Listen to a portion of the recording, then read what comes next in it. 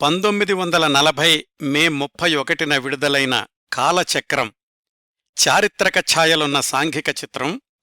కాకతీయ సామ్రాజ్యం పతనం తర్వాత ఆంధ్ర సామ్రాజ్య పునర్నిర్మాణం ఈ చిత్ర కథా నేపథ్యం.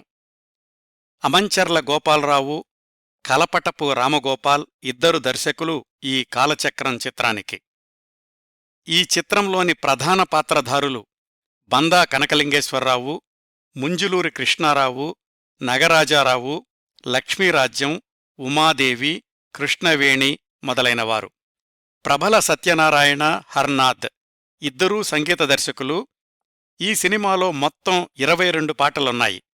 వీటిల్లో ప్రముఖంగా ప్రస్తావించుకోవాల్సింది శ్రీశ్రీగారి మహాప్రస్థానంలోని మరో ప్రపంచం మరో ప్రపంచం మరో ప్రపంచం పిలిచింది అనే గేయం.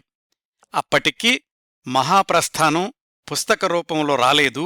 శ్రీశ్రీగారు సినీరంగ ప్రవేశం చెయ్యలేదు. ఆయన పేరు శ్రీరంగం శ్రీనివాసరావు అని ఉంటుంది ఈ సినిమాలో. ఈ సినిమాలోని మరొక దేశభక్తి గీతం రాయప్రోలు సుబ్బారావు గారు వ్రాసిన ఏ దేశమేగినా ఎందుకాలిడినా అనేది. కాలచక్రం చిత్రం ఆశించినంత విజయం సాధించలేదు.